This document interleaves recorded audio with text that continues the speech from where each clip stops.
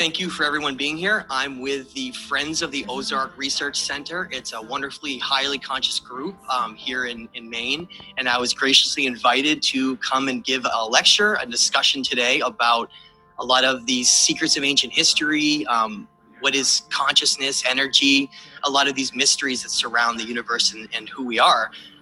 So my name is Matthew LaCroix. I'm an ancient history researcher and writer, and I try to strive to spread as much information as I can about the nature of reality and these secrets of our past and a lot of the things that make up how we define the world around us. So it's wonderful to be here with everyone. What we're going to do today is have a 30 to 45 minute discussion, just going through a little bit of my background, some of these topics that I discuss, ancient history, consciousness, a lot of the topics that a lot of the people in this room do as well. And then I wanted to have 30 minutes or to 45 minutes of questions where we can get into some good discussions with everyone in here. I am a young researcher who is, as you can probably tell, very passionate about what I do. This is not my professional job. I just do this on the side because it's something that I really love, and it's something that I would hope that someday I could do on a full-time basis.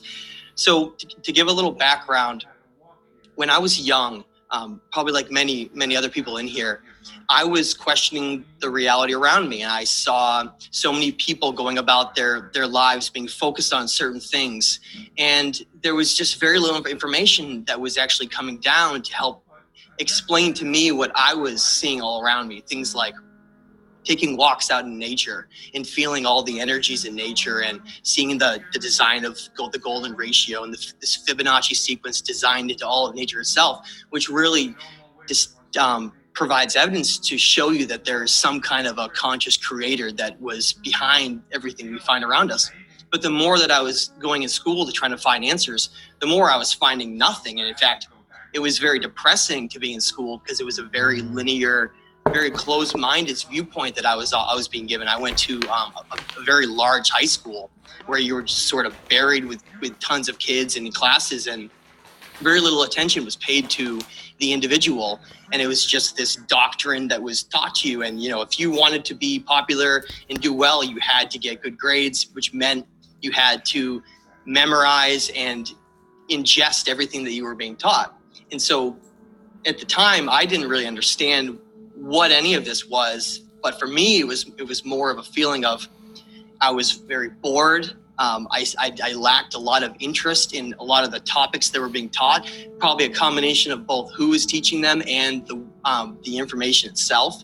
Because, going through things like biology all the way to being in physics, I was getting this very linear version of that we're just this evolved ape who's here, and we've gotten to this point from being in survival of the fittest and killing everything off that wasn't stronger than us. And then here we are, we go about our life and we have a family, and then eventually we die, and that's the life that I was being told by a lot of people. That was like that was your whole life. You get a job, you raise a family, and then you pass on, and that's everything that you contribute to this world. And that was what defined it. And if you wanted to be successful in life and you wanted to be sought after as someone who was important, you had to be one of these spokesmen of this doctrine of education that we were being taught. And now many people in this room probably realize you're only here because you wanted to discuss topics that are outside the mainstream, and you wanted a group where you feel connected enough to be open to discuss those topics. Because largely in this world we live in, if you start bringing up anything about consciousness or energy and dimensions or aliens or the universe or anything like that, you're looked at like you have three heads, or people will pretend they're friendly, or they'll go the other way and never talk to you again. And you have this very strange reality we live in, where people have these very designated topics they're allowed to talk about, and then everything else is off limits. And it's interesting that when you look back at how we got here in history, we're at this point where we have free speech and we're allowed to talk about anything we want, and yet we still have this old doctrine that exists where people, they're not burned at the stake anymore, but they're maybe ridiculed to the point where they start questioning their own beliefs and what they've accumulated over their time to realize. And so I think it's very important to have groups where like-minded individuals that at least are open-minded. They don't have to agree on every single thing that they all say, but at least they're open-minded to be able to have discussions without someone getting angry and bringing in emotional responses in. It's amazing to me that people, it's like we live in a world of children where people can't have a discussion without getting furious or angry or throwing a tantrum. And it is interesting because a lot of the ancient writings, they actually call mankind, society, the children of men, because they say that we're like children who are trying to pretend that we're an adult, but we're really just struggling with all these really primitive and simple things that are holding us back from being this infinite being that we really are. And of course, those things that are holding us all back are the reason that I'm getting into this right now and the reason I'm having this discussion. So to make a long story short, I was realizing those things in high school and in college. And it was very frustrating to me because I wasn't finding very many outlets to talk to other people. And yet I was doing my own research and I was seeing alternative things that were completely blowing my mind. And yet they weren't being taught at all in school. You know, things like if someone said, well, what defines who we are? Are we just this physical body, or are we an internal consciousness that actually resides on a non-physical level? And that's where the whole rabbit hole begins, because the more you start getting into these ancient writings that were left over from ancient civilizations that are in many cases no longer around, and a lot of what I'm going to get into, which was called the old religion. It used to talk about these pure forms of truth and what used to exist, which became muddied over time. The waters became clouded to the point where truth really no longer exists. It's been interwoven with biasness and deception for so long because of the way that things have gone. And so in college and in high school, I decided that I was done with everything, with people and with the whole system that was causing me so much pain and anger. So I devoted years and years of my life to just basically hiking and living out in the wilds and getting away from people as much as I possibly could. I used to go on great adventures in the White Mountains and in Maine and in a lot of places way off trail, miles from the nearest location.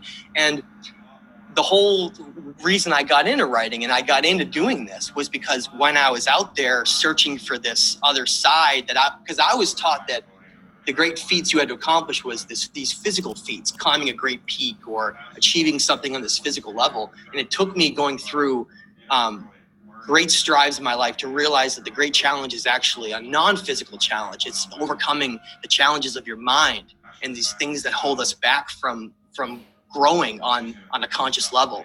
That's where the great wilderness of discovery of regaining ourselves exists. It's actually on a non-physical level. And so when I was out there trying to conquer this reality that was around me, doing these extreme things that a lot of young people do, and I started to get into some really bad situations. I got into situations where I would be doing really stupid hikes that I shouldn't have been up on Mount Washington in the middle of winter and blizzards, almost losing my life, to things like being in the middle of nowhere in the Pemigewasset wilderness with, bears walking around you that are hungry and you can't hang your food or something. Just terrifying experiences. And then it all culminated to this one experience that I want to bring up because it's what brought this entire thing to fruition, which was to culminate my entire exploration that I finally eventually put my hiking boots away and calmed down and started to delve into all these other sides of history and understanding things around me. I once went on a great adventure out in the White Mountains, far from people, because I wanted to try to achieve that feeling of being in a place where everything made sense, where there was balance and harmony everywhere around me in nature, where there wasn't this push and pull of people all around me that in cars and honking and noise and all these things that I felt were really distracting me from quieting my mind and connecting to this higher level. And I became a lot more spiritual as it went on. I was never religious, but I became very spiritual. And I think a lot of people like me will end up going towards a route of atheism before finally turning around and going towards a root of spirituality, because they sort of look at the way that religion in some ways has controlled people's thought patterns around certain parameters, and maybe they will just reject that altogether and then have to find their own path. And that was that's where I came from. So being out in the middle of nowhere, where I shouldn't have been during a very dangerous time. People in here probably know how dangerous moose are during rutting season. Well, I almost was trampled and killed by a moose. It was a very scary situation. And after this was in college, and then after that moment, I decided to write down these really like incredible experiences that people I knew just were not having, partly because they weren't doing as many dumb things as I was, but also I felt like if I didn't write it down, it was almost like those experiences were going to just disappear. So I started writing, and I started writing for AMC Outdoors and Backpacker and some of these magazines. And then I did a complete 180. I went from writing about the outdoors and hiking, and of course that was connecting me to this idea of Gaia and energy and this whole other side of it. But then I completely did a 180, and I went towards learning about all these secrets of ancient history that were not being told to people, and all these things that have occurred that people were not really aware of. And it was so incredible to me that it was like a direction in my life that put me on a path. And that path was, I became focused on learning as much as I could about the nature of reality, ancient history, the universe, what is the truth? And that's where my path began. And so after college, I started going into this spiral of obsession of researching and reading as much as I possibly could. I became obsessed with actually understanding, well, what is the truth? Is there evidence that actually tells us what it is? How far back does the human story go? How old is human civilization? Where did everything come from? Where did philosophy come from? Money come from? Where did the knowledge of mathematics come from? Where did everything come from? Well, we take for granted the idea that maybe we've been taught, and we sometimes maybe assume that, okay, so some person thought up that idea, and then that idea was then progressed through society, and then it became a progressed idea in the population, and that's how it came about. But what if it wasn't that case?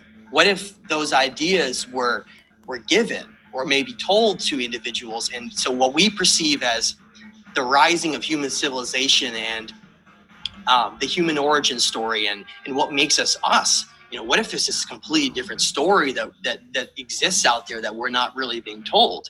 And that's what led me down this long road of saying, okay, well, let's figure out what really happened. And so what I started to do was, like a lot of people do, they get into a whole bunch of books, they go online, and they just get completely lost in the weeds. There's just so much information that exists out there. It's like, I don't even know what to believe. I don't know if I'm being conned with this deception or what it is. So I decided very early on that I would base all my research on evidence. It didn't matter what it is. And if it wasn't direct evidence, it would at least be some non-direct evidence that connected and correlated with pieces that I was finding along the way. And so I started to study ancient civilizations and the writings that they left behind. I started studying what these mystics were writing about with spirituality and consciousness, and when religion became what it is and how all that occurred, and the story behind it, because there is a story. There's a story that's very unknown, actually, from most, because the version that we've been told has largely been written by the victors in many cases. And I want people to remember that quote. In many cases, history has been written by the victors. So anyone who lost in a great battle or in some event in history, it was often perceived in a certain way that wasn't always necessarily true.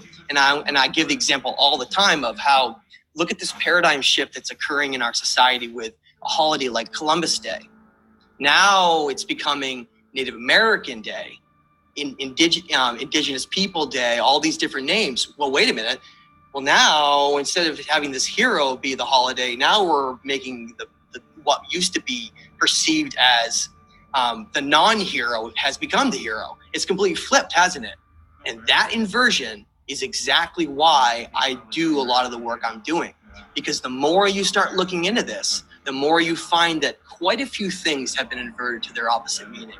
And it is actually quite shocking, because in some cases, you have to go back and relearn something and look at it from a fresh perspective. Because if you have a situation where something is told to someone in your family or something, and they perceive something in a certain way, like a certain culture of people or certain location, somebody had a horrible experience somewhere. Whatever it is, that type of perspective on that information is passed down every generation to another subsequent generation. And that person's perspective is often derived from that generational understanding. Now, if that generational understanding is inaccurate, if it's perhaps not true, then that lie is simply just carried on over and over and over again until it becomes so ingrained within us that some people, even if they were told the truth and shown it, they'll just ignore it. They'll choose to ignore it because there's so many aspects of our reality and of our ancient history that differ from what we were told, that a lot of it seems overwhelming if you were to sit down and try to talk to someone. Now, a lot of people that I'm talking to right now, this may not be quite shocking, but if you were to walk up to someone in the street and you were to tell them that their physical body, according to all the ancients and looking at the non-physical nature of our reality, is that we're really eternal conscious beings, we're just energy, and that this body really, all the ancients all said the same thing. They said that this body is just a vessel for us to experience a physical reality with physical consequences. Because if you don't have physical consequences, then it really doesn't matter what you do. But with physical consequences, it really matters what your actions are. Walking over to someone and handing them a book somewhere randomly might have a real action that may perpetuate and continue to something else later on.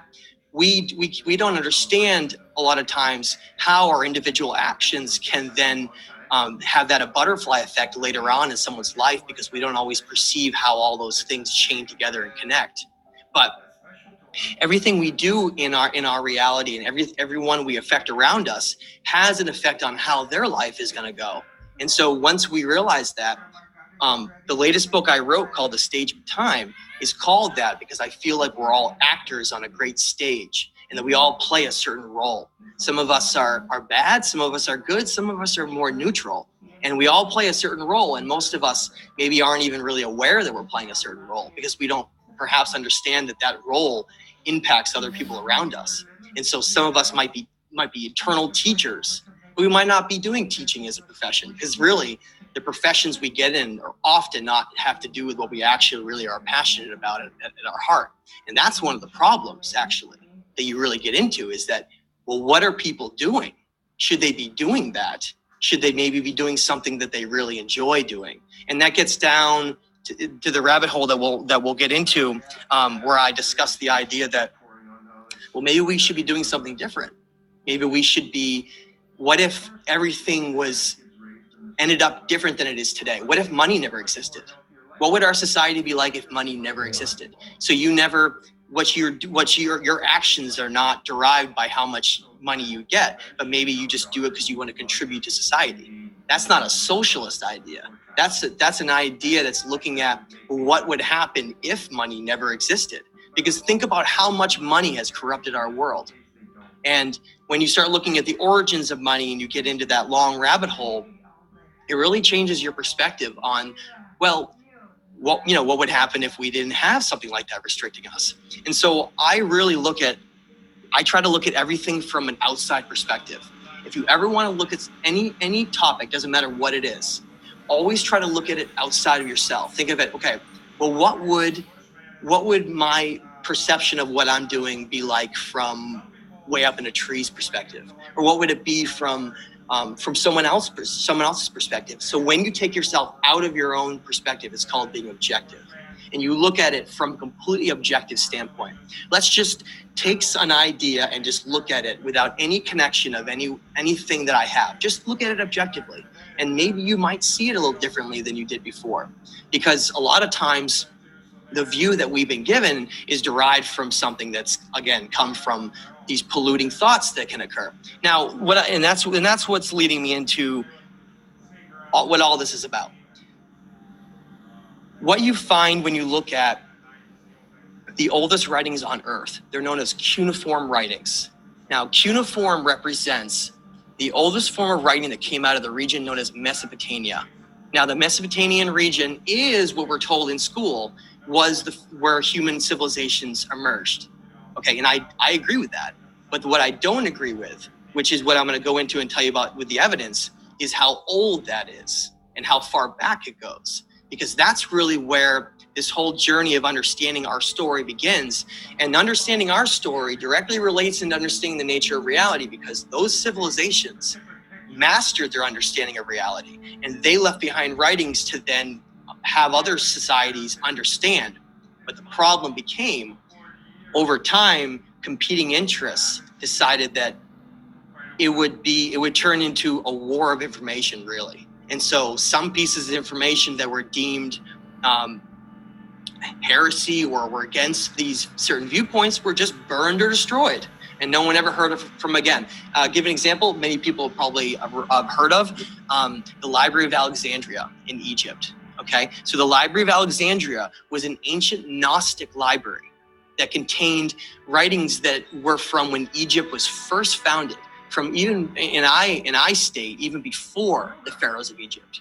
Because what we're going to get into is the idea that the dynastic pharaohs of Egypt were not the original builders of the pyramids, and those what we perceive as this progression of civilizations around our world is actually part of a multi-stage cyclical process where one of our most ancient civilization where these writings came from was largely destroyed. And that's where it gets really exciting, is the idea where, okay, well, either this person is totally crazy, or, well, what if that was actually true? And I'm going to get into all the evidence that really proves or strongly suggests that an event like that actually did wipe out a previous civilization that then left behind these ancient writings, that I include in a lot of my work, and which discuss everything that I'm about to get into. And the first piece that proves something like that, or at least strongly suggests it, is the idea, well, are there writings that in locations around the world that are now being told to us that are older than we're told? Okay, so let's start with what we're taught. There's a certain doctrine, like I said, that everyone is taught. And if you were to not teach that doctrine information, if you, for instance, were a professor and you were doing your own research and you came across some of these new discoveries that are being made in Turkey in a place called Göbekli Tepe. Has everyone heard of that? Okay, they're radiocarbon dating Göbekli Tepe, which means they take the existing structure and they find organic matter that is within that type of area, and they do extensive testing around that, and they can get a relatively accurate date of when that organic matter was there. Now, that doesn't actually age the stone, though. So you can't actually age a stone, which means any date that you get with radiocarbon dating potentially means that stone could have been created far earlier than even that. It only gives you like a snapshot understanding to give you an idea. Well, the reason why I say this, and I bring it up with the whole lens of a conspiracy, is the idea that this is all being uncovered right now. It's in some magazines. You can find it all over the place. Is the idea, well, here this site, Göbekli Tepe in Turkey, is being uncovered. These massive T-shaped pillars that are 20 feet tall, talking all about these celestial events and movements and things that happened long ago. And they're dating this site and this isn't being disputed right now. This is being accepted. They're dating it at 11,600 years old. Okay. Some people be like, big deal. Okay, fine. But here's the problem. People like me don't forget what we were told and taught. And that is, if you open up your book in school and you look at it, human civilizations are 6,000 years old.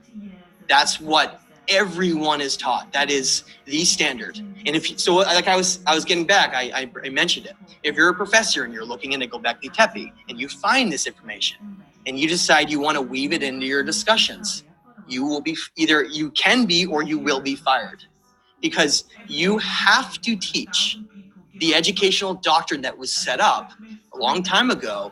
Does someone really want to go through their entire life getting accreditation as a teacher and getting all those degrees just to lose it all by risking trying to put in, you want to go out there and fight for truth and be a good teacher, but then you lose your job and you're no longer a teacher. And that's the same thing that happens in archaeology, the same thing that happens in any modern academic field. If you try to go outside the mainstream and it's something that challenges this doctrine, you're usually laughed out or ridiculed or something comes up. And that's the battle that's going on right now. And that's why so many people are starting to distrust things like the news and things like some of the information that's coming down. People are starting to question it. People are starting to look for alternative sources of information. And that's the purpose behind this, is because all of this evidence has been coming out over the last 20 years that's completely challenging this narrative that we've been taught. And Göbekli Tepe is one tiny little piece that adds up to this colossal view of history that changes our entire perspective on human origins, how old civilizations are, understanding spirituality, religion. Where did religion come from? What happened to religion along the way? And I can get into that briefly as I go. These cuneiform tablets from Mesopotamia, what they are is the Mesopotamians, and specifically the Sumerians, realized that the only way for a message to be carried on for a great long amount of time was not if you wrote it down or you drew on a cave wall or anything like that. It was if you were able to actually etch it into stone or clay. And then they would take this clay after it was wet, they would indent and create all this incredible, these stories and these descriptions of what occurred long ago. And they would bake these tablets of clay, and they became known as cuneiform tablets. And I talk about them all the time because, again, in that history book you pick up and you look in there, you want to learn about the Sumerians, who were credited as being the first civilization on Earth that created mathematics, agriculture, astronomy, society, the governing structures of society, laws. The first form of money was called a shekel. It was based on the measurement of a bushel of wheat. Everything came from the Sumerians. Everything, all like that. And the Sumerians didn't say that they created it. They don't state that, but yet our history books do. They state that the Sumerians developed this 6,000 years ago, and then that's how we are now. All these empires later and all that destruction and war later, and that's how we got to now. Except, like I said, number one, the Sumerians don't say that they came up with that knowledge. Number two, they state that it came from a much earlier civilization before them. So when we think of something like the Sumerians, and we think of something like the Inca, something like the Maya, something like any of the civilizations, the Egyptians, any of the civilizations around the Mediterranean, what we need to have this perspective to look at and try to wrap our mind around the possibility is that they're actually separated by two completely different time periods. So what we perceive as being just one society that built something is actually part of multiple civilizations that came and went as time went on. And so the Sumerians state in tablets such as the Sumerian King List, which I highly recommend, which is one of the writings that I include in my latest book, The Stage of Time, along with a lot of these other ancient writings, because these ancient writings are being suppressed from society. If you had the first writings ever written by human civilizations, and they talk about where information came from, they talk about disasters that came in and destroyed their society.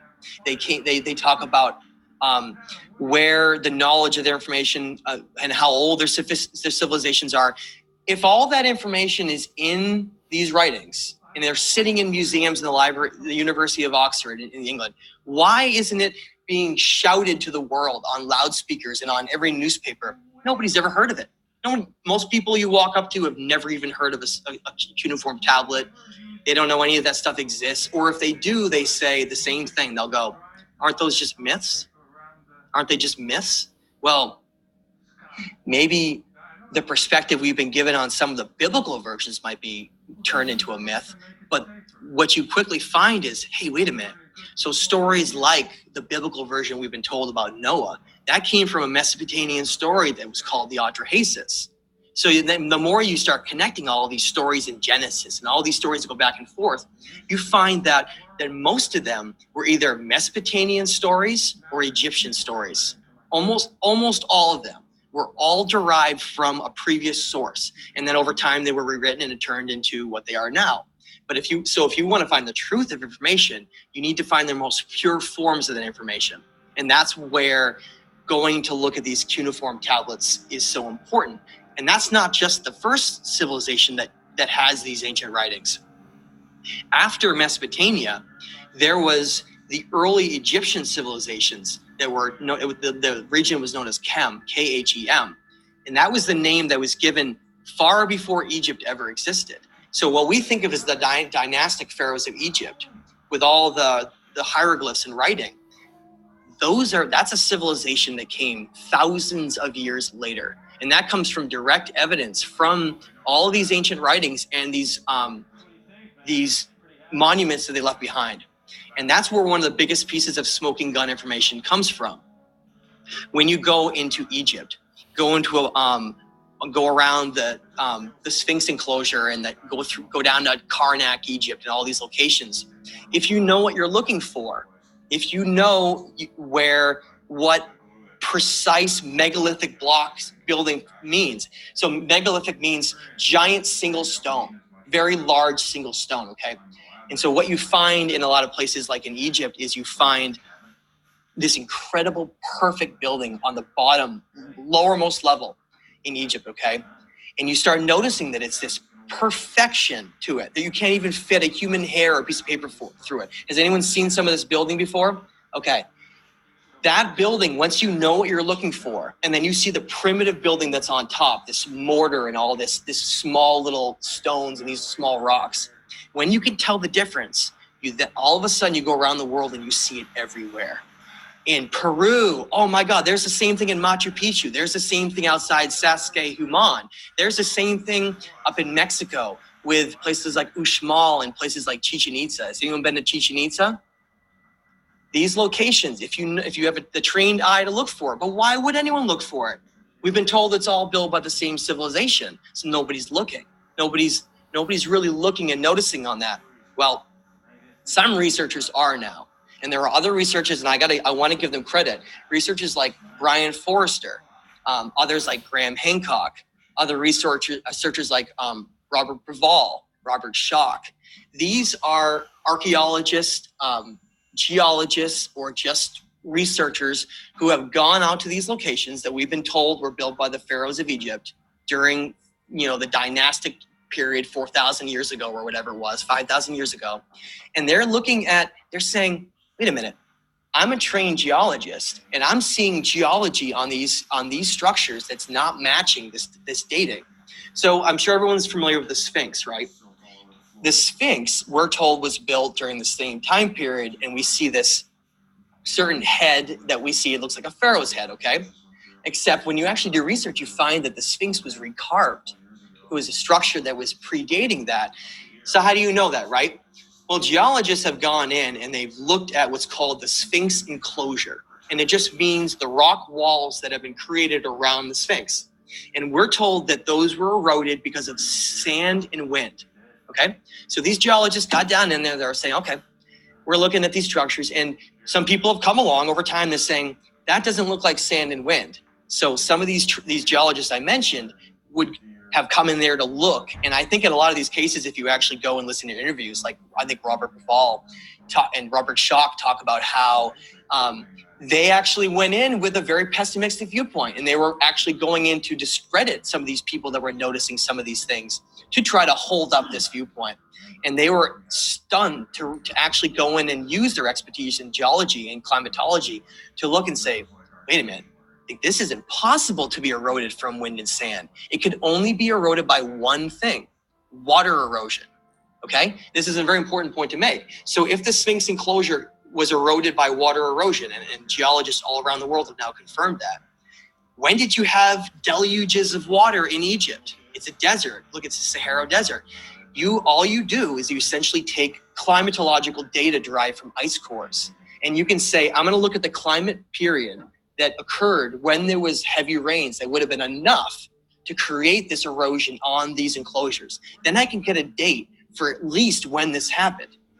So geologists did that, and they looked at these ice core samples, and they came up with a date of at least 10 to 12,000 years ago. So that's the Sphinx. Well, right next to it is the Great Pyramids, okay, that everyone is very familiar with, the largest structures on Earth. So in our books, history books, again, this is why I do this. It's taught, deliberately says in history books that the Great Pyramids of Egypt were built by the dynastic pharaohs as tombs, right? That's what everyone thinks, as tombs. Okay, right? There's these great pharaohs. They had slaves and all these people that worshiped them. Of course, they would have a great tomb. Except there's never been a pharaoh ever found in the Great Pyramids in history. Ever. And that's not just, and someone could say, okay, well, maybe they haven't found them yet. No, we know where they're buried. All of the pharaohs of Egypt were buried more than 400 miles to the south in a place called the Valley of the Kings. Okay, so that's not someone's opinion. That's fact. So when you look at that objectively, you say, well, wow, here we have this piece of evidence that's completely contradicting what we're being taught on so many levels, age levels of the Sphinx, the purpose of the pyramids, all these different things. We're all being told these incorrect lies. Why, right? There's this certain protected viewpoint of history that was created at one point, and it was decided, and you can follow that back to the Holy Roman Empire, and we can get into that as we go. But the Holy Roman Empire was essentially where this doctrine was created. And they decided, some of these powerful, corrupted priests and these powerful individuals decided that they would create a certain version of everything, how old everything is, and why would you want to do that?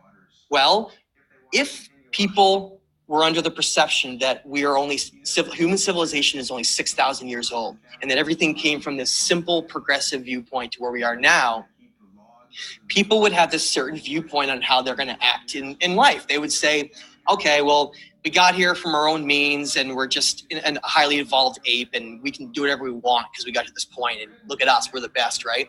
Except that this evidence is completely contradicting human origins, which I haven't even gotten into yet. It's contradicting how old human civilizations are, where that knowledge came from, and what they knew about the nature of reality, what they knew about consciousness, what they knew about the universe, what they knew about the creator of everything, what they knew about all of these different aspects were considered this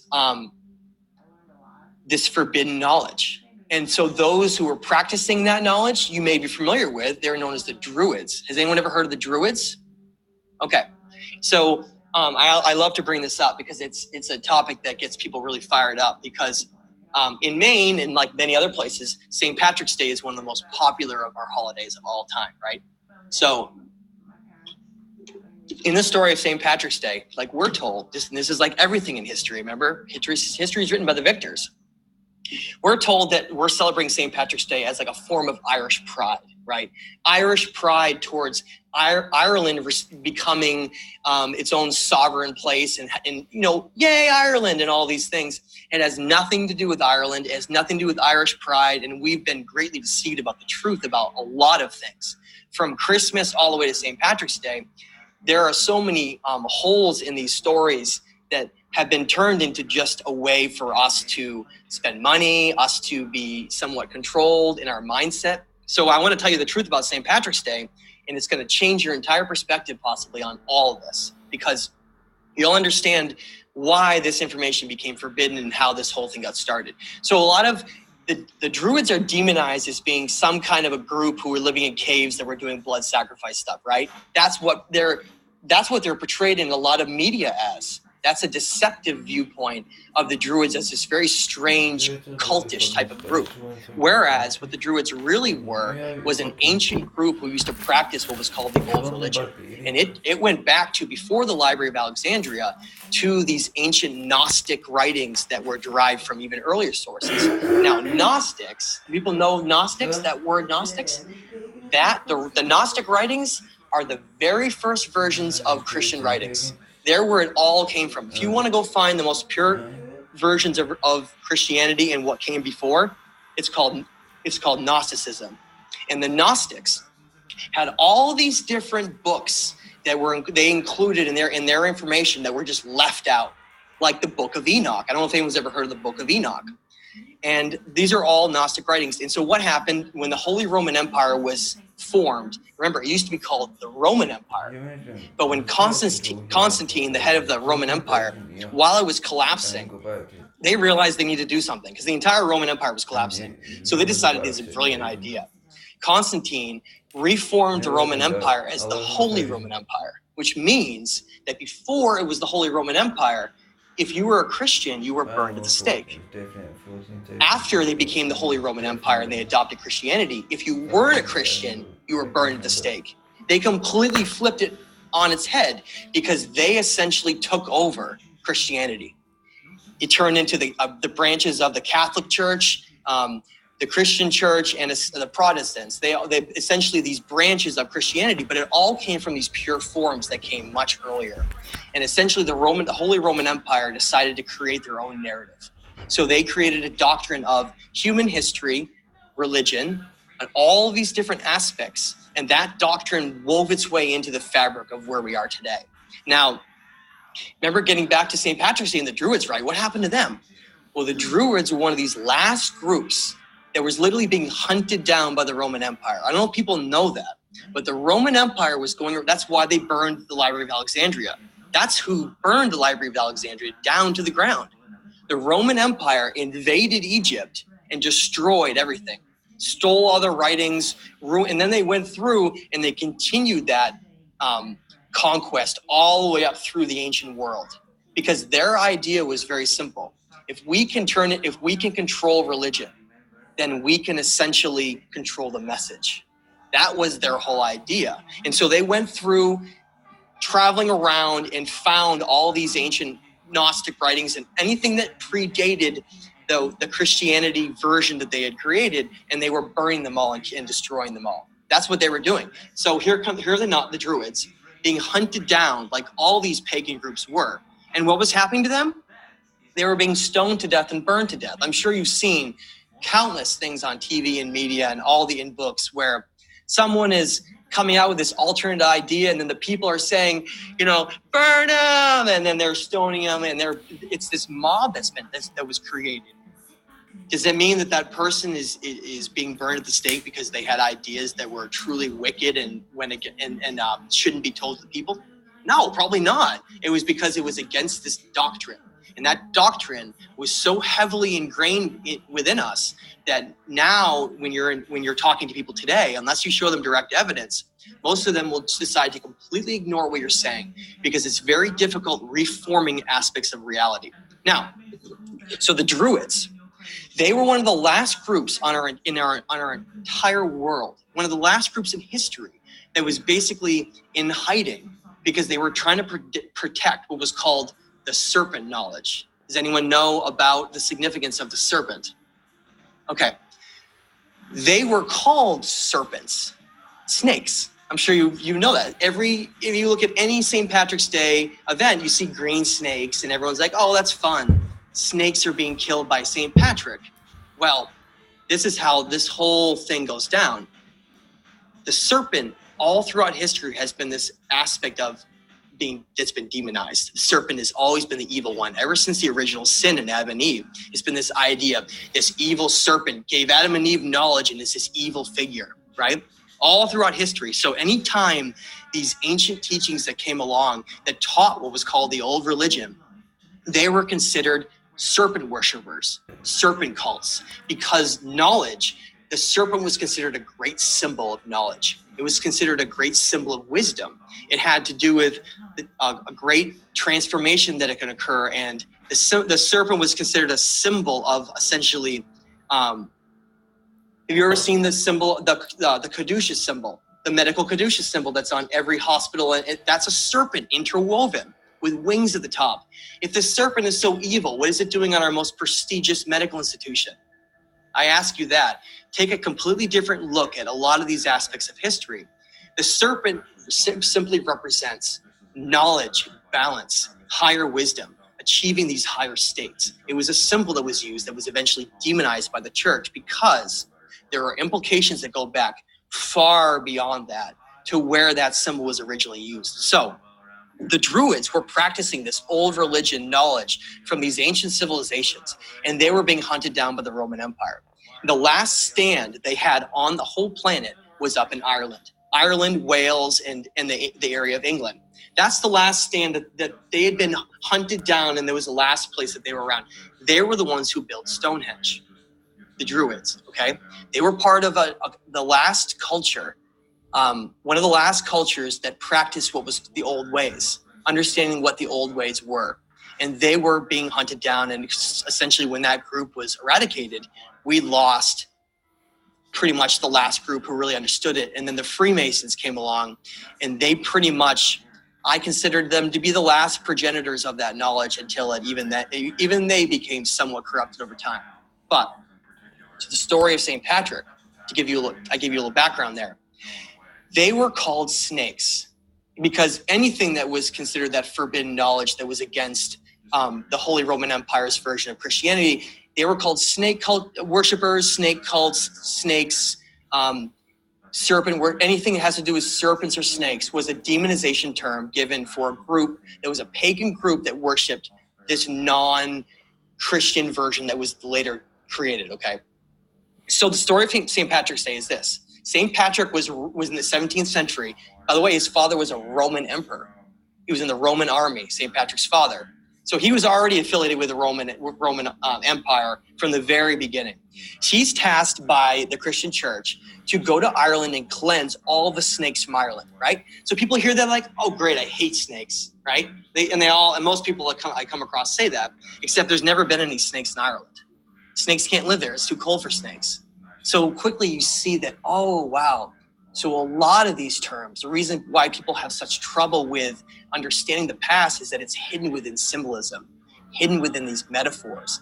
They were describing, it's a way to describe multiple things in one way, where you can have a symbol. And so the serpent was this great symbol. And so St. Patrick was tasked with eradicating the remaining Druids and pagans from the entire Ireland and that entire region.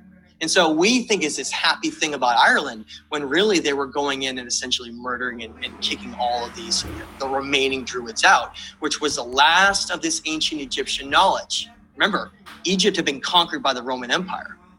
All of those, we don't think of it that way, but all those ancient civilizations and those cultures, a lot of them were wiped out. And then whatever writings remained were either burned, destroyed, or perhaps protected and remain today. And that's what I fight so hard to protect and talk about is these ancient forbidden writings. So St. Patrick went to Ireland and he ridded all the snakes from Ireland.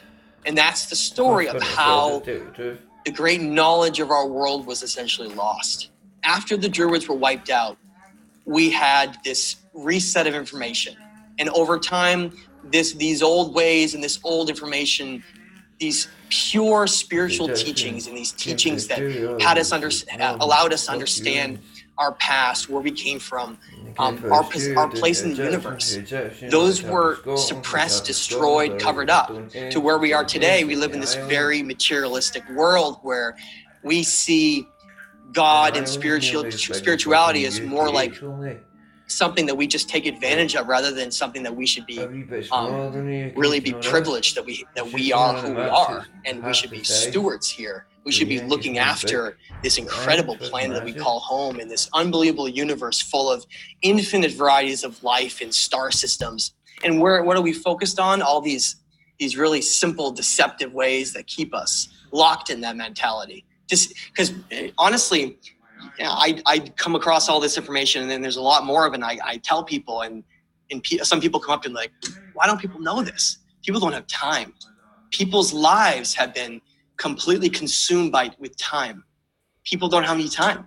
People don't know that there's something that they don't know. Or if they do, they're not sure about it. Or maybe they were looking into it and someone told them that, that they're crazy, and then they give up on the whole thing because they have no support, so they never look into it again.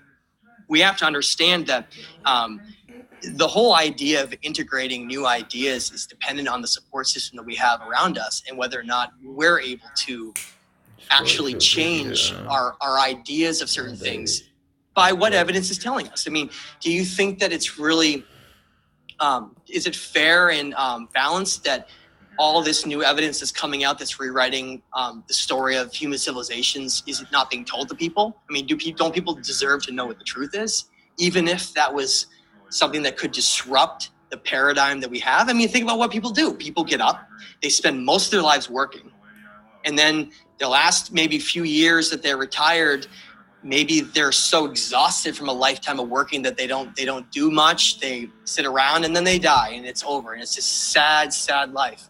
Whereas some of those same people could live an incredible life of understanding, this world around us and who they really are, and connecting to these higher conscious states and this non-physical world that exists all around us that we really can't perceive. And the reason that we have trouble perceiving that is that we only perceive 7 colors in the visible light spectrum. That makes up our entire reality around us. And we only perceive things largely in what's known as the 3rd dimension. That is the dimension where matter becomes physical, okay? And I want people to wrap their heads around that, because what we have to understand is what the ancients say, and what a lot of metaphysics says about our universe, is that there are at least 9 different dimensions.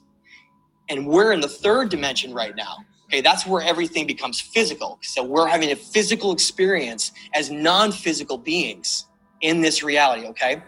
However, there are dimensions below and above us. So when we think of concepts like heaven and hell, it starts to make a lot of sense when we try to perceive dimensions above and below us, things that are beyond us. And the idea of when you die, where does your energy go? Is it a reincarnation state where you come back in and live another life again to learn lessons? That's what all the ancient civilizations talked about, is that we're here simply to learn lessons, and we're here simply to grow on a spiritual level, and that we do need to conquer the physical world and become healthy and understand physical distractions and physical problems that we come across. But in many ways, they also say that the physical world can become the greatest distraction of all. And they had words for it. They called the physical world Ka, K-A, the ancient Egyptians. And the non-physical world was called Ba, B-A. And it represented spiritual and creative energy that exists. And so what the ancient Egyptians talked about is how all these dimensions exist around us that are non-physical. And there are beings that exist in those dimensions. And we are constantly being bombarded by what religions have later termed angels and demons.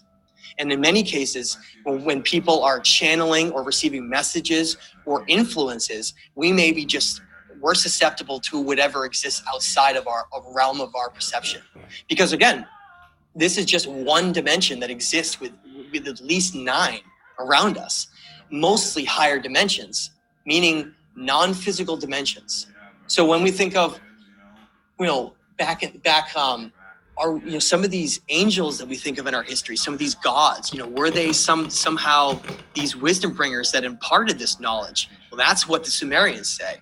They say that the knowledge came from heaven, from above, and that they were actually instructed to create these civilizations based on these certain moral laws and codes. And I encourage everyone, if they reach the stage of time where they're doing research, there's 2 very specific tablets that talk all about this. One of them is called the Legend of Etanya, and the other one's called the Code of Hammurabi. The Code of Hammurabi is a massive cuneiform stela from this great king named Hammurabi in Babylon. And Babylon was a great city in Mesopotamia. And Hammurabi states in this tablet that he was given all of these instructions from this great god Shamash to rule over the people. And he was told that he was going to be their architect. And he was given all of these instructions and moral laws to follow for how society would be run. So you look at that and you're like, wow, like that's amazing. But is there anything else that actually backs that up? Well, then you go look at something like the Legend of Etanya, which is a Mesopotamian cuneiform tablet, a great city in Mesopotamia. And Hammurabi states in this tablet that he was given all of these instructions from this great god Shamash to rule over the people. And he was told that he was going to be their architect. And he was given all of these instructions and moral laws to follow for how society would be run. So you look at that and you're like, wow, like that's amazing. But is there anything else that actually backs that up? Well, then you go look at something like the Legend of Etanya, which is a Mesopotamian cuneiform tablet that came from a completely different region than Babylon. And it states almost the same thing. Etanya was a king that was, but this is what's absolutely amazing about it. It specifically states that Etanya was the king that was chosen to be the first king after the destructive events that I'm going to talk about really briefly occurred to create the new world. So when I mentioned that there was 2 different distinct time periods in human civilizations, at least 2, the Maya, the Yugas through the Vedic texts and the Indian ancient stories, and you look at the Maya and the Hopi, all the way across through the Aztec, they all state that there have been these very distinctive cycles of when there was civilizations that were destroyed and then it reset and was over and over again. And we're in either the third, fourth, or even fifth age of mankind. And that these cycles just keep happening. So what are these cycles? I want to briefly bring it up because, again, I could go on forever with this stuff. But we had an ice age roughly 12,000 years ago. Okay, a lot of people know that. And where we're sitting in this room was over a mile of ice on the ground. Now, when people wrap their heads around this concept, there has always been relatively the same amount of water on Earth that there is now.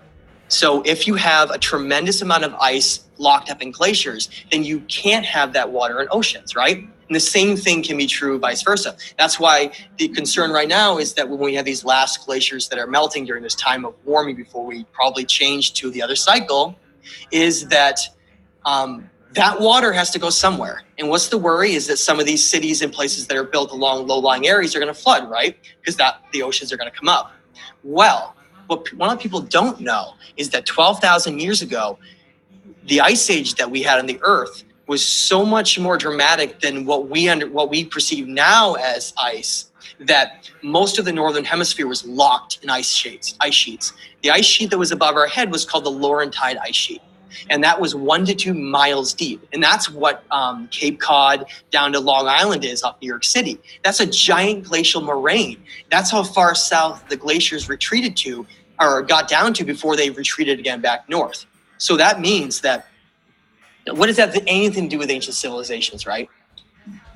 When we look at how that ice age ended, when we look at evidence, we get a far different picture than what we're told. We're told that the ice age slowly melted, and then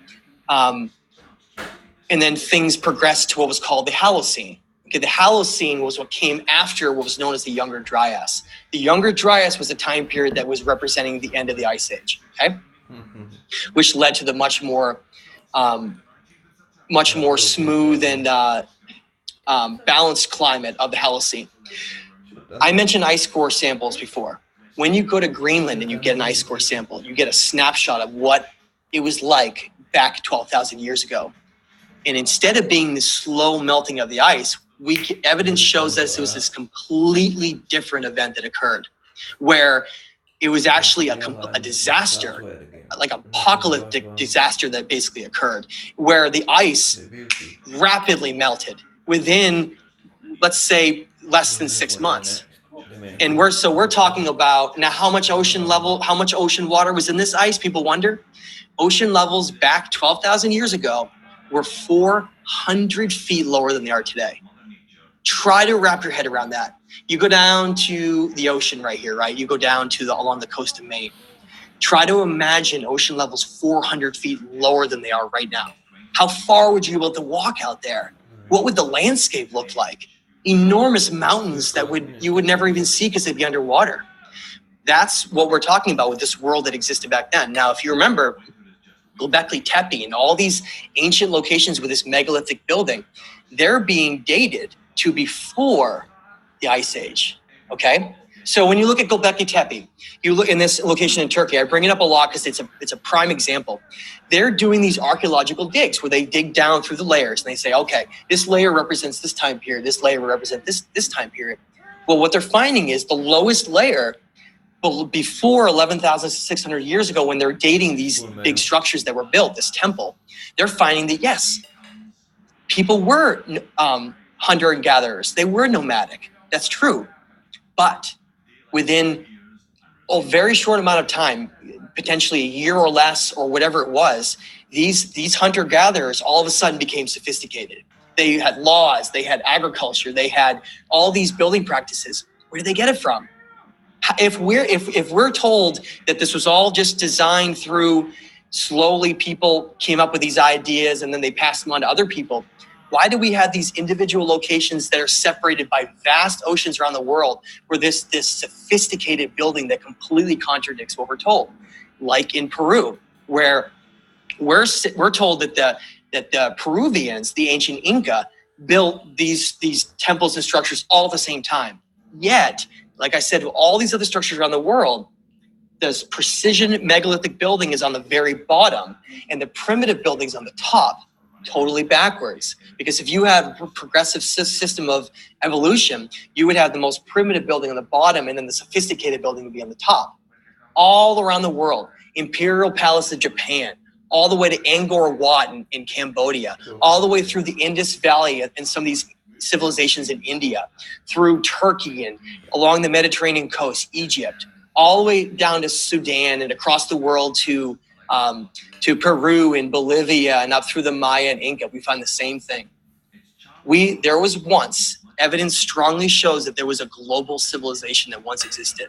Not like we have today with cars and things like computers, but a global seafaring civilization that was more advanced than we are in understanding the cosmos and energy and understanding the nature of our reality. They were way more advanced than we are. And this is where it gets truly amazing.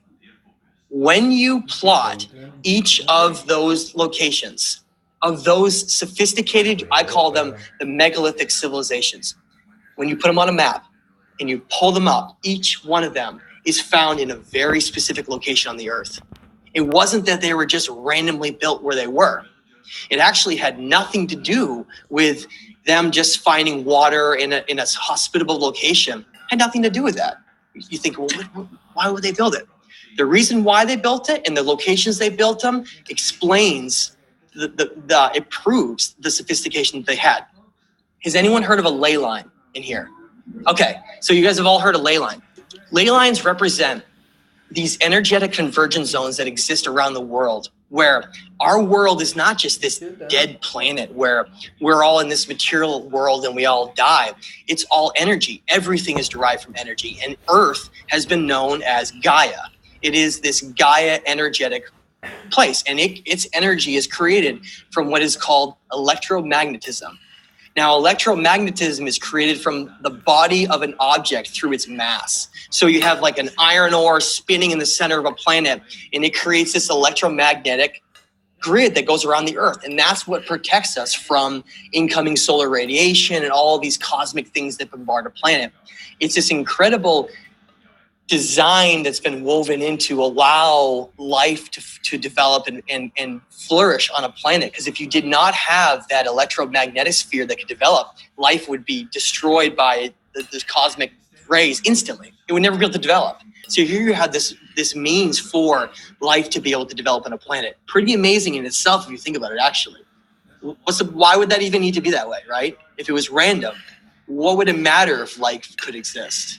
But yet, we find that planets create that environment as the process of their creation itself. So just based on their mass, they create this field. Anyway, make a long story short, the ancients figured out all of that. Not only that, they figured out size ratio of the planet itself, and in which you can go to the Great Pyramid of Giza and actually realize that it's a scale ratio of the entire planet Earth itself. It's about energy. It's all about energy. So every single one of these locations, Great Pyramids of Giza, in Peru and Sacsayhuaman or Machu Picchu or Easter Island, any of these locations where we find these giant megalithic building, we find that they're all on ley line locations. They're all on ley line convergence locations. The most important locations on our Earth where energy is concentrated, these structures are built all around the world. And to me, how can that be an accident? And that proves in itself the sophistication that they had. So how could that be possible, right? How could a civilization back then understand ley lines? They don't have computers. They didn't have any of that stuff. How could they do it? To me, what all the evidence shows is that they were given that knowledge from beyond. And they were given it from some sentient group that came here. And what I talk about a lot in the book is that group, they call themselves the Anunna, Anunna. And that's what they refer to themselves as. They say that they call themselves great light bringers who came here to create civilization in their image. So we are in their image. Remember in Genesis? We were created in their image, not in it's not singular, it's plural. Go look at that quote again. Go look, check it out again. It's created in their image, because we are created in their image. And that doesn't mean that we're not created in the image of perfection, because that's what some of them were essentially striving for. Well, and think about it. Would that be what you would want to strive for, is making something perfect? And so human beings, when you read these ancient stories, they talk about how we are, and I will read a very short passage from that so that people can see that. So I'm going to pull open the Stage of Time, and in the back of that, I have these ancient translations. So I'm going to pull up and just read a very quick quote from the Atrahasis. And I think that's appropriate because Atrahasis, again, was one of the kings of Shuruppak, who his story eventually became the story of Noah. And he was a very wise king from Shuruppak who was given this knowledge and told this. And that's why he recorded it, because it was very important information. So when the last ice age ended so abruptly, we find that when you dive off of Egypt and you go off of Egypt, Cairo, and you go off of Alexandria, you go look up pictures online. They're all over the place. It's right there to see it. They found all of these sophisticated Egyptian structures and temples and all this stuff underwater, completely underwater, right? Divers are going down and seeing them, and they're finding that all around the world. And if you look today, where most of our major cities are built, they're right along the coast, right? And so if you have the last ice age end dramatically, which I haven't even gone into what those effects were, one of them would be ocean levels rapidly rising to the point where all those coastal cities were inundated. Okay. And that's exactly where this great deluge story, this biblical deluge that we're told, comes from. The idea where all of that water, that ice, rapidly melted, flooding the oceans and turning it into a totally apocalyptic situation. So what evidence is there besides that, right? In the Pacific Northwest of the United States, in places from Montana, Oregon, and Washington, you have something called the Columbian Gorge. And there's some other geologic features out there. And there's these areas out in the prairies of Montana where you can find these enormous geologic humps in the dirt, enormous humps, bigger than houses, long, steady humps, just going in this nice flow. And you look at that, and geologists say the only way that could be created if there was a massive amount of water flowing across that landscape very, very quickly.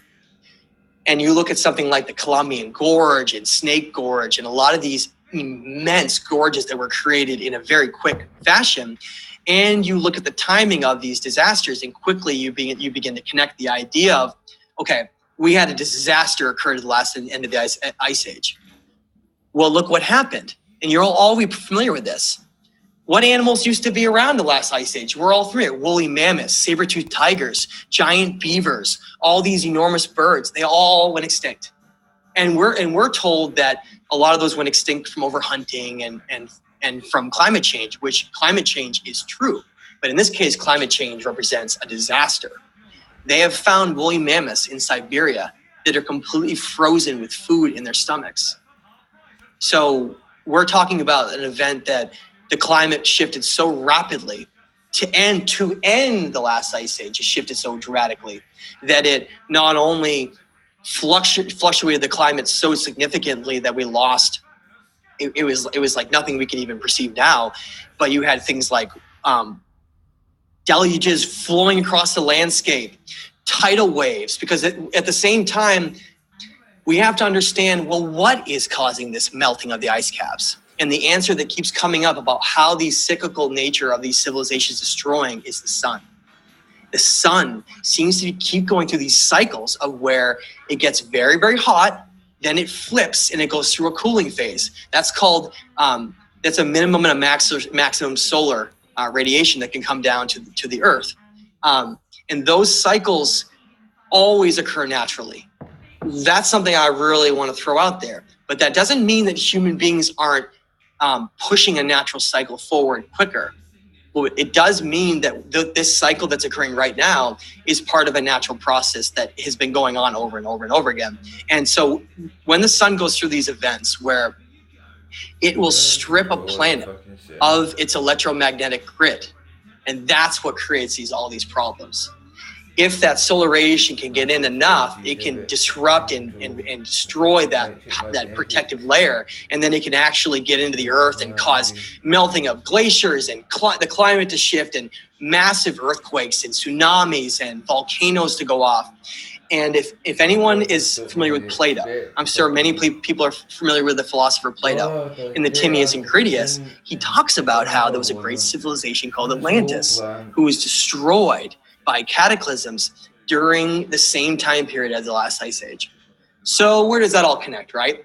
Well, Atlantis, if we connect to it with ancient Egypt and all of these ancient civilizations around the world, evidence shows that that is what the global civilization once was. It was those civilizations, and they were wiped out. And what remained of them, the few that actually survived, tried to restart civilization again by providing knowledge to some of the people and giving the information. But that by the time that occurred, so much information was lost that it became more and more primitive rather than more and more advanced. Okay.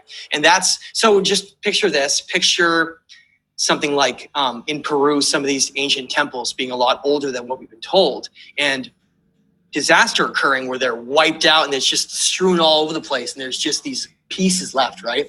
And then another indigenous culture that survived, who knows how to survive off the land and can survive difficult time periods. They find those ruins. Not us, they do. Then they find some of these writings, some of this knowledge, and maybe they're told some of this information from someone they meet, and then they try to mimic it. They try to build it again, just like in Egypt, with all the hieroglyphs everywhere, with building these structures. They tried to mimic, but they couldn't do it. And that's why the building is so primitive compared to the more advanced building that's below it. So I want to read a quick passage, and I want to, because I know I've gone way over. I want to end on the human origin story in here and the passage that comes out of the Atrahasis, because it really is incredible to actually read these ancient writings and to see what these cultures talked about back then and to see why this information is so forbidden today.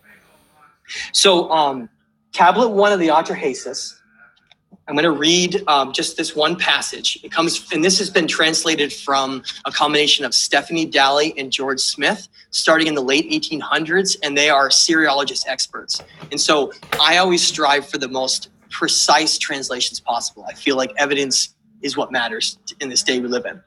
So tablet 1 of the Atrahasis states, when the gods instead of man did the work, bore the loads, the gods' loads was too great, the work too hard, the trouble too much. They took and cast the lots. The gods made the division. Anu went up into the sky, and Enlil took the earth for his people. The bolt which bars the sea was assigned to far-sighted Enki. When Anu had gone up in the sky, and the gods of the Abzu had gone below, the Anunnaki of the sky made the Ajiji bear the workload. The Ajiji gods had to dig out channels, had to clear the channels, the lifelines of the land. For 3,600 years, they bore the excess. Hard work day and night, they groaned and blamed each other. Come, let us carry Enlil, the counselor of the gods, the warrior from his dwelling, and get him to relieve us of our hard work. Now, cry battle, let us mix fight with battle. The Ajiji set fire to their tools, put aside their spades for fire. When they reached the gate of warrior Enlil's dwelling, it was night, the middle watch, and Akur was surrounded. And Akur is one of these ancient cities you could find in many other writings. And that's how you know these are real, because they mention specific locations that were around that time. Enlil sent for Anu to be brought down to him. Down. Enki was fetched into his presence. Anu, king of the sky, was present. Enki, king of the Apsu, was present. Apsu is another name for the underworld. All of the great Anunnaki were present. The Ajiji declared, every single one of us has declared war. We have put a stop to the digging. The load is excessive. It is killing us. Anu made his voice heard and spoke to the gods, his brothers. What are we complaining of? Their work was indeed too hard, their trouble too much. Ea made his voice heard and spoke. Let us create a mortal man so that he may bear the yoke, the work of Enlil. Nintu made her voice heard and spoke. On the 7th, the 1st, 7th, and 15th of the month, I shall make a purification by washing. Then one god shall be slaughtered. Then a god and a man will be mixed together in clay. Let a ghost come into existence from the God's flesh, and let the ghost exist so as not to forget the slain God. Now, what do you think a ghost means? Consciousness. We were created, and then consciousness then assumed into that body. That's what we are. We are eternal energy that is consciousness. And so they created this body. And at first, according to these writings, they failed many times because our consciousness has to be in a perfect body. We desire perfection. That's what we are, a great being. And so what we're great beings. And so when a lot of times they actually talked about how some of the bodies were rejected until they got perfection just right. And then they created this mankind to service the workload of the gods. What does that mean? It means we became the physical workers in this physical reality. Think about it. If most dimensions are non-physical and we're a multidimensional conscious being that resides outside the physical realm, then being in the physical realm would be that work. We are doing the work of having to labor here, do all these things that are necessary in running our world. Think about all the things that have to go into our world. The Ajiji were mentioned. You remember how the Ajiji didn't want to do the work anymore? They were considered the servants of the Anunnaki. What they were doing, what does it mean, clearing lifelines of the land? One of their greatest feats was passing along knowledge, the knowledge of agriculture to emerging civilizations. That's why it's so important to understand that Göbekli Tepe went from hunter-gatherers to agriculture and sophistication out of nowhere. They already knew this perfection of agriculture, which is incredibly important. That's why the Ajiji were clearing out the lifelines of the land. What are these lifelines of land? Mesopotamia, the Tigris and Euphrates rivers would fill up with silt if you don't clear them out. And then you can't use the water for irrigation. So the lifelines and clearing the silt from the channels, it was the channels of the rivers in Mesopotamia. Why? Because that's where the birthplace of human civilization began, in Mesopotamia, specifically in the city of Eridu. So yes, human civilization began in Mesopotamia, but it wasn't 6,000 years ago. It was much, much further back than that. And we had civilization come up and then rise up, and then it was essentially destroyed, and then we rose up again, and that's how we got to the place we are now. But so that's why I fight so hard for this, because here we have this completely hidden aspect of our history that most people don't even know, and is being largely suppressed today. And it connects to every aspect of what we have in our world, to who we are, where we come from, what exists out in the cosmos, what the nature of reality is. So I just want to throw out one last thing out there for people to wrap their mind around. Has everyone heard of chakras? Chakras represent these internal energy centers of our body, where if you raise your vibrational frequency high enough, you can go to a new chakra. And it simply means all we are is energy. And this physical body is a representation of how our energy is going to go. So if you're overweight and you don't do a lot of exercise, you don't eat well, you're going to have a really low vibrational frequency. You're going to exist in your lowest possible chakra you can. Why does that matter? Well, every chakra represents, as you go up the color wheel, represents a higher vibrational frequency. The chakras perfectly mimic the 7 colors of the visible light spectrum.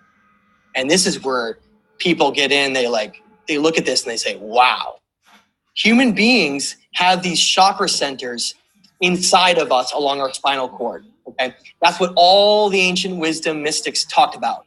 If you live a certain kind of life, this is what it always was, you will get wings. That just means raising your vibrational frequency up to reach higher chakras. That's all it is. That's what the medical Caduceus symbol is. That's all it really is. It comes down to. And you have to be a certain kind of person. You can't cheat. You have to be a very honest person. You have to be because there are certain rules and parameters that go into that. It's like guidelines to being able to level yourself up to a higher state. Now, those chakra centers within our body that have been designed perfectly mimic exactly the visible light spectrum within us.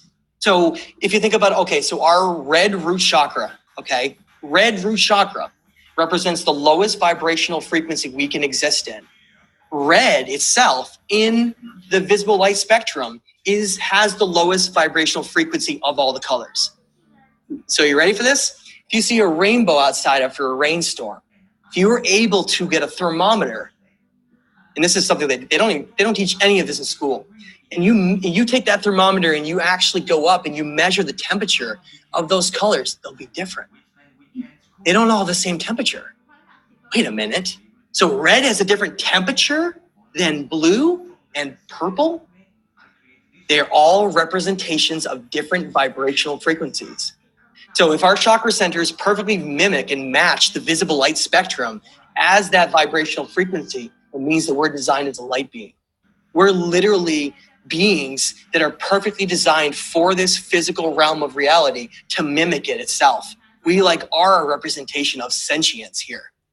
And the more advanced we get, the more connected we get with everything around us. That's why so many people seem different. And you get around some people, you're like, wow, I love your energy, versus some people are very chaotic and they pull you down.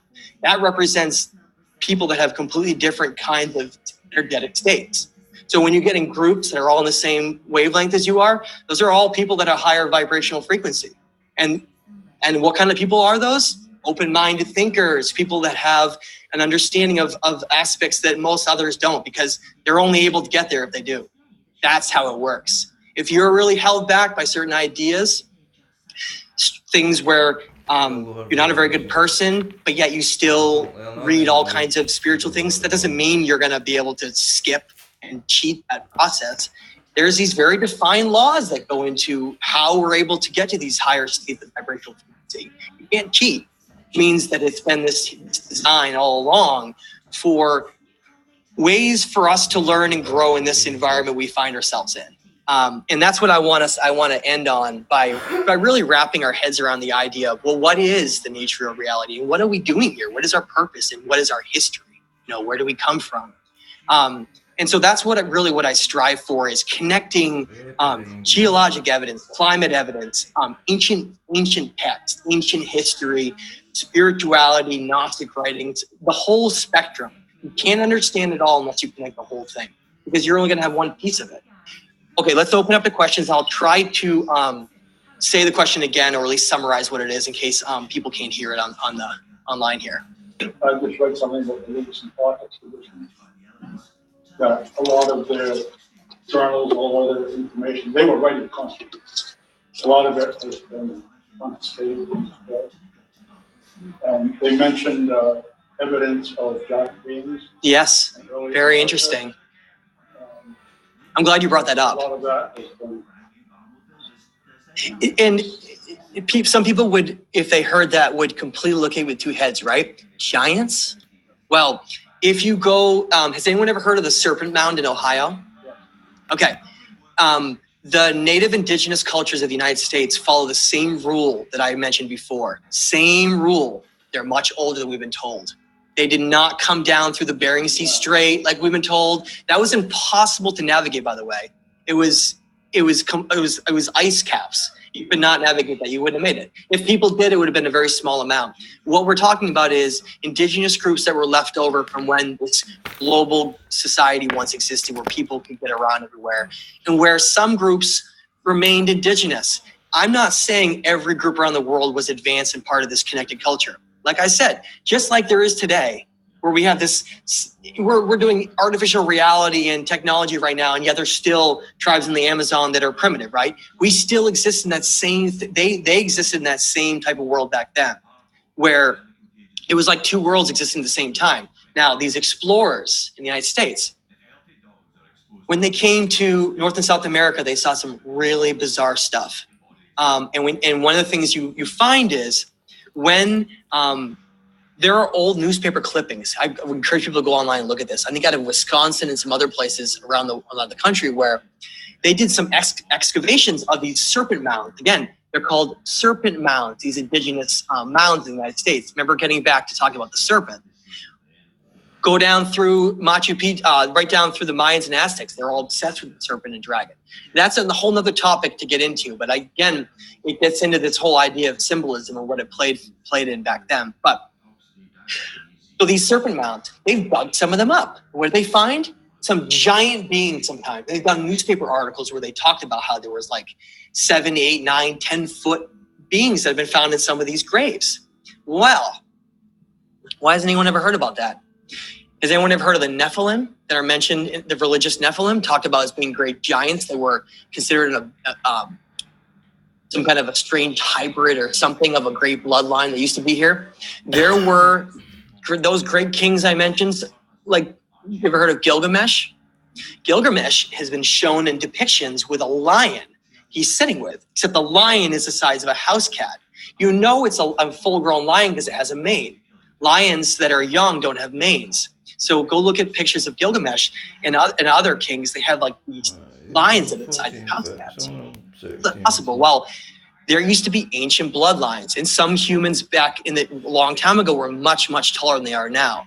And that directly went into some of the origin stories I was talking about, how there was different groups of people around a long time ago, and there were giant people that were around. And specifically, some of those giants were in the United States and in South America. So two groups came to explore that we know we're all very familiar with.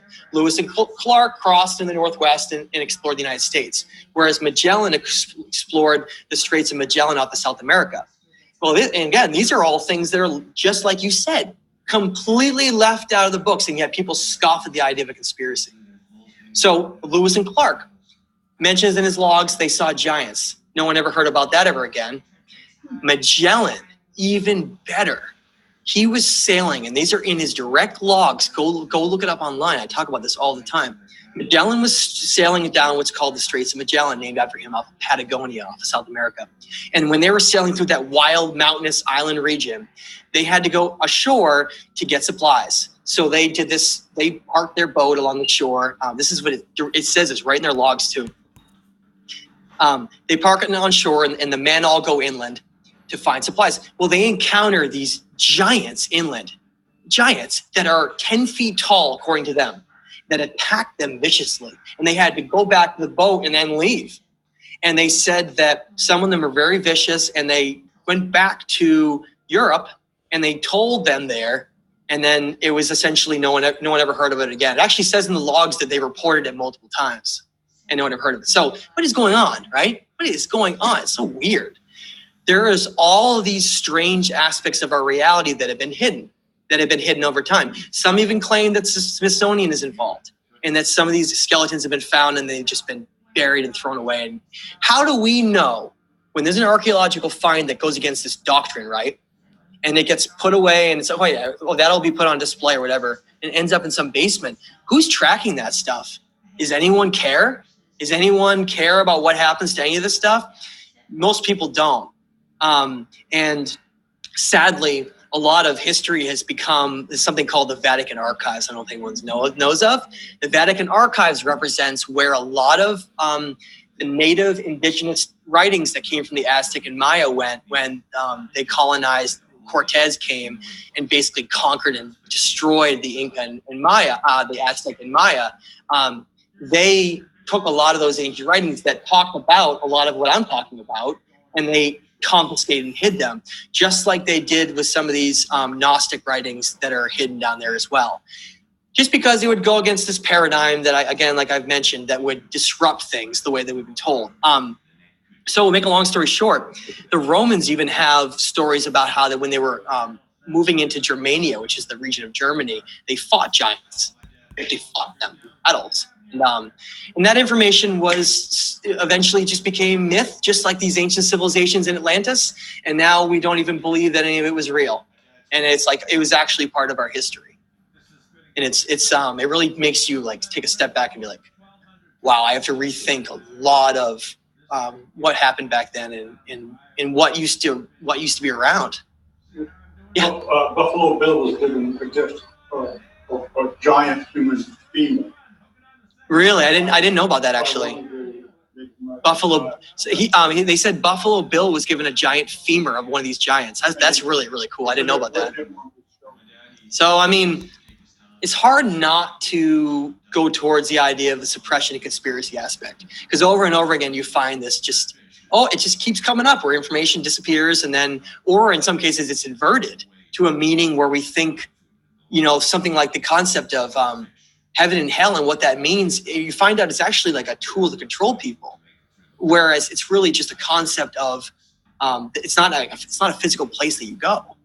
They're all just religious concepts that were used to control people with fear and things like that. There's a book called 2 Years Before the Mass, and that basically is a younger fellow working basically Boston area, I guess, decided he wanted to join the boat crew. Basically, they're called Marines, I guess, then, but they were the people that climbed up the mast and spread the sail mass. 2 years before the mass, it was another story about one of these people that are sailing down South America that has basically the same description as Magellan did. That's incredible. Right. So that's another great example. So just like Plato, here we have one of the most famous philosophers in history, and yet we select what piece of information we'll take from them. Because it's just like Magellan and these stories about giants. Everyone knows about Magellan, and that's a household name, but no one knows about the giants. Just like Plato's a household name with philosophy as a philosopher, but in 2 books, the Timaeus and the Critias, he talks all about Atlantis in great detail, and we ignore that and just pretend that that's a myth, even though he got his information from Solomon and Solon, all that goes all the way back to ancient Egypt, and you can basically trace this trail information all the way back to the ancient world. To these stories, but hopefully one day these mysteries of our world will finally come out to the public. Because this information is eventually going to get out. We can't go on like this pretending forever, can we? And so, if that's the case, then what does that mean? We're at this critical time right now. The Mayans considered this time period we're in called universal consciousness, when the energy of our galaxy and the energy of our solar system would be in such a vibratory way where we would awaken no matter what we wanted to do anyway. It's like a timer. There's this latent timer that exists where even if we decide to stay asleep in the illusion, that's what I called it. That's why I called my first book, The Illusion of Us. It's the illusion of everything that we see around us, which is really not actually what defines everything. Everything's defined on a non-physical energetic level. It means that we're in this critical time period right now when information is now available and is free for everyone. You're no longer stoned to death or burned at the stake. You might be ridiculed, because that's what it's all become. It's about how people perceive you and about, how you're viewed in groups and those who know you. Oh, I got that crazy family member, Matt. What a kook, right?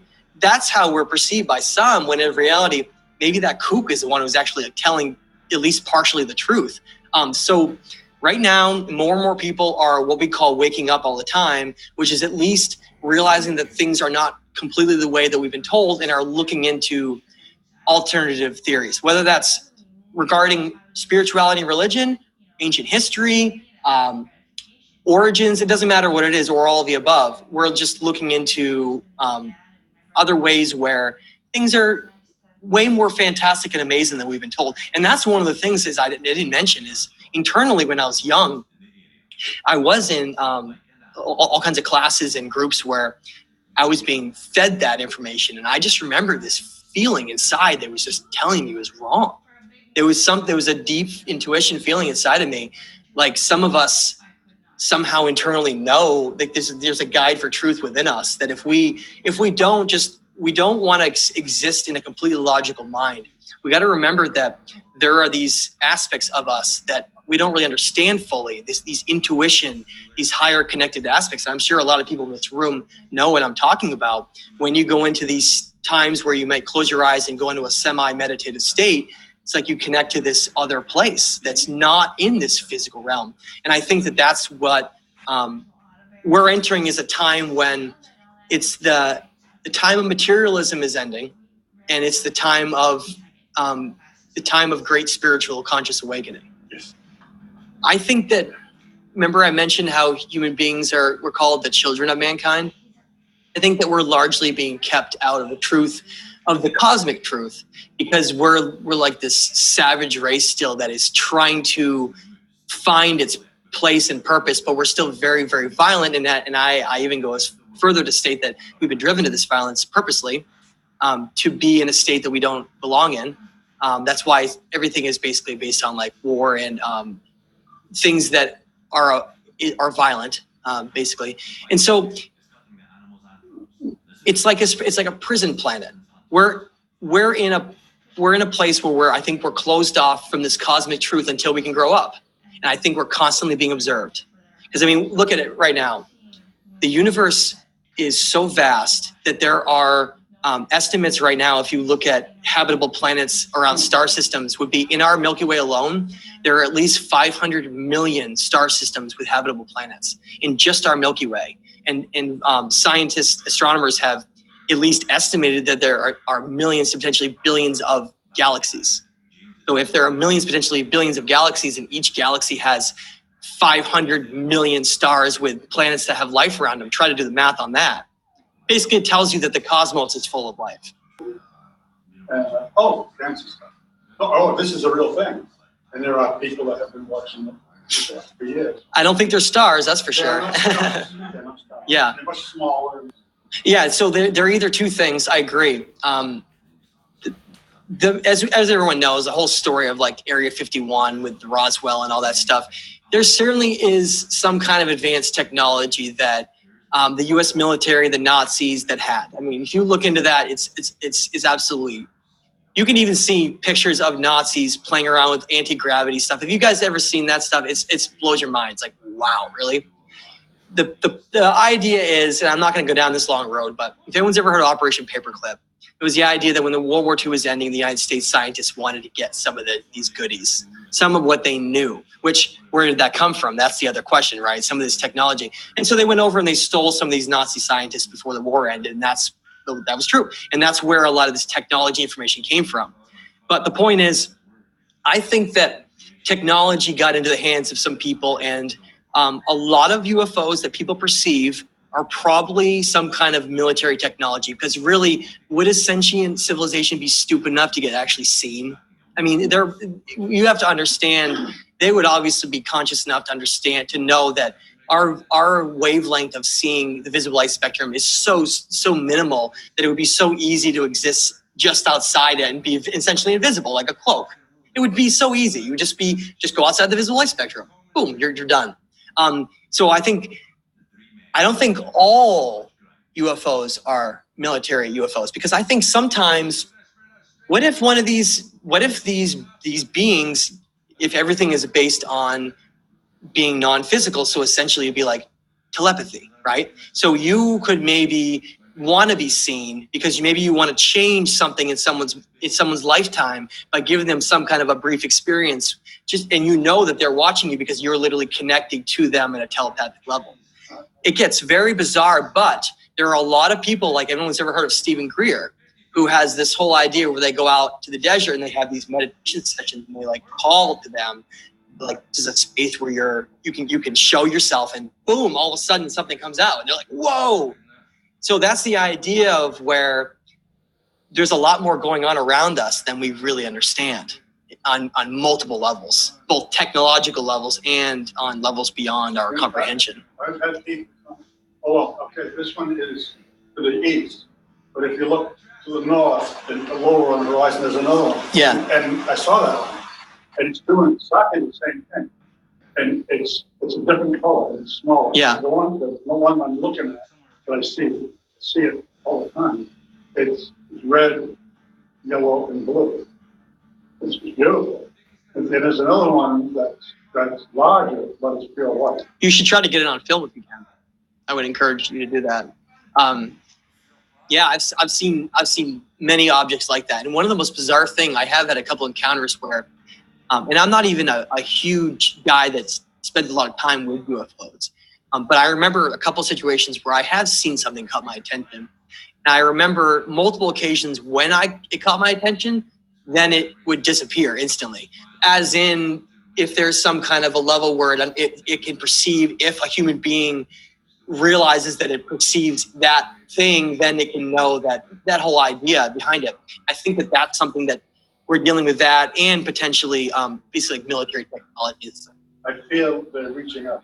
Well, that's what, again, two things I was saying, not just one, is there's military technology, and then there are beings that seem to want to communicate with certain individuals at certain times based on what progression they are in their life or whatever it is.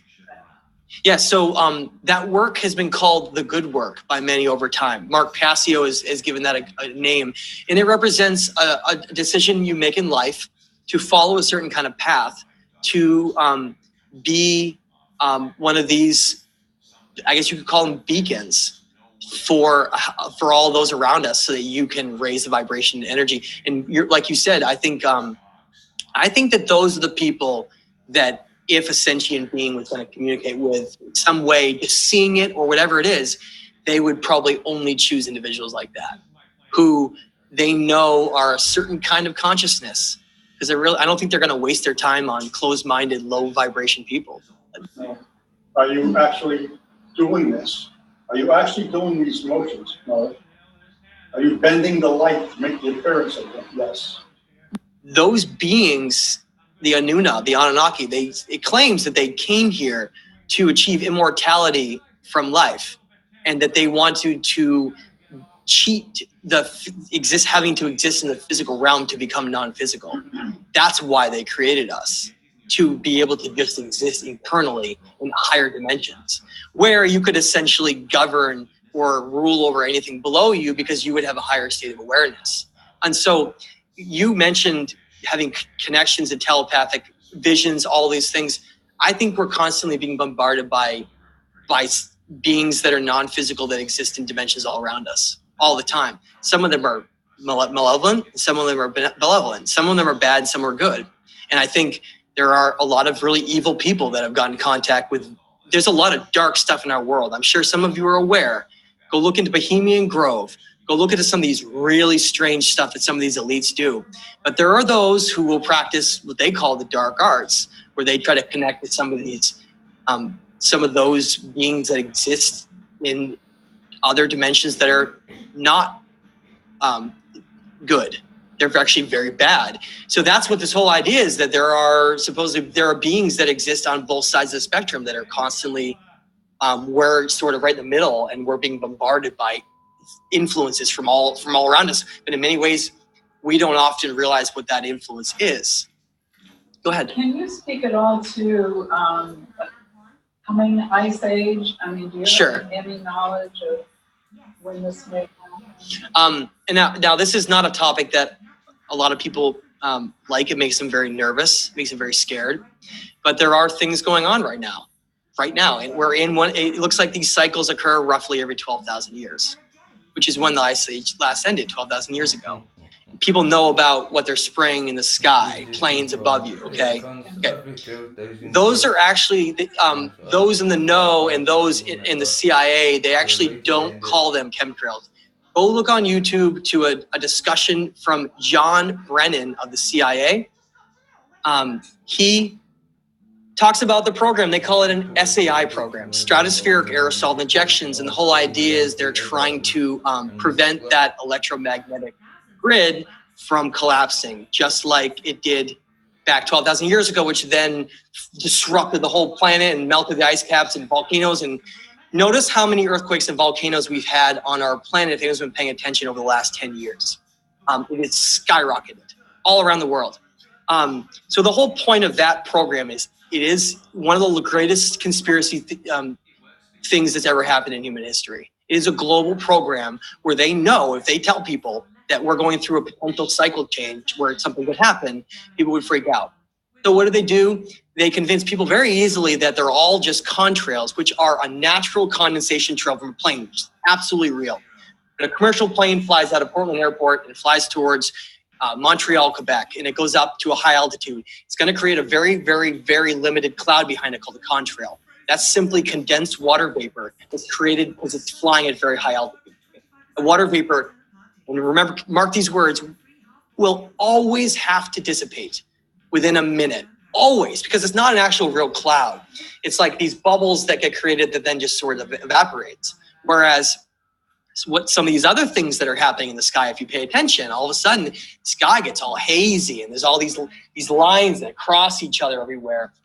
They're trying to create a system where this doesn't happen again. They do not want this disaster to occur because, of course, the whole system collapses and we reset ourselves again potentially. Potentially, I say that because remember, we don't have an ice age right now like we did 12,000 years ago. And this is where I get into the positive side of this. They had a massive ice age 12,000 years ago. Just think of what that would be like compared to, we just have like some ice caps today. But really, the majority of our world is not. Well, hold that question for just a second. So they are doing, it's a global program. It's all over the world. And it's been happening for 25 years. And the idea is scientists found out all about this. They know all about this cycle. They knew the public would freak out. Just like any disaster, if a disaster is coming, they're not going to tell people. I mean, you've seen a million movies on that, right? So they decided to create this idea where they would do that and just not tell anyone. And then we would all go about our way and then hopefully nothing would happen. And then we would just blame it all on climate change. And then that would be how it goes. So when you hear climate change, it means these changes right now that we're in. That's what essentially this is. Now, yes, humans have definitely spent this long. I absolutely agree. Fossil fuels are a horrible blight on our world that we did not have to go down that route, but very evil people made us go down that route, and that's a whole nother discussion for another day. But we're in another cycle right now, but the problem is what they're doing up there, it's not good for our health, and it falls down. It's mostly aluminum based, and we breathe it in, and if anyone knows, aluminum is a toxic metal. Yep. And so we have this really weird world where we're being sprayed above us and we're being told that it's contrails and people think it's all okay. And I'm driving around like losing my mind because I can't, like you see it everywhere and like you live in this world where people don't think it's real and it's difficult sometimes. It still is. And I feel like I want to scream sometimes, but. So they're there for our benefit. Yes, but at the same time, they're also using them as a way to geoengineer storms. There's a lot more going on. It's super complicated. Some is about helping protect the upper atmosphere. Some's about geoengineering storms. Look at Dorian. What is it doing stall over the Bahamas for like 2 days? What's going on with that whole thing? It's not like this cycle just goes on forever where it just keeps getting destroyed. They all prophesized how in the age of Aquarius, remember this? The age of Aquarius, that song, they all prophesized how when that occurred, the resets would no longer occur anymore and that we would return to the golden age and we would finally get past one of these destructive events and actually build upon it to reach the next stage of our conscious evolution. And that's what Aquarius means, is like this is return to the golden age. So look, right now, we don't have a big ice age like last time. We have technology to prevent this. We have wisdom that's free and all over the world. It is the perfect culmination to lead up to what they've all said, which is when Aquarius comes in, people know what zodiac ages are? Not birthdays. Zodiac ages, and I want to just point this out. I'm sorry, this continues so long, everyone. I just keep going. Zodiac ages represent the Earth is spinning all the time, 24,000 miles an hour. But it has a slight wobble to its tilt. And that wobble means that every 25,000 years, it runs through 25 to 27,000 years, it runs through a cycle, which means it'll face different constellations over a 25,000 year period. And every 2,000 to 3,000 years, it will face a different constellation. Those constellations are the different zodiacs. Each of those zodiacs are in a different part of our Milky Way galaxy. They all have unique energies to them.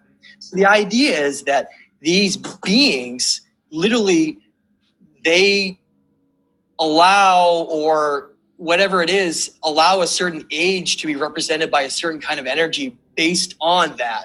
So like we just went through Pisces.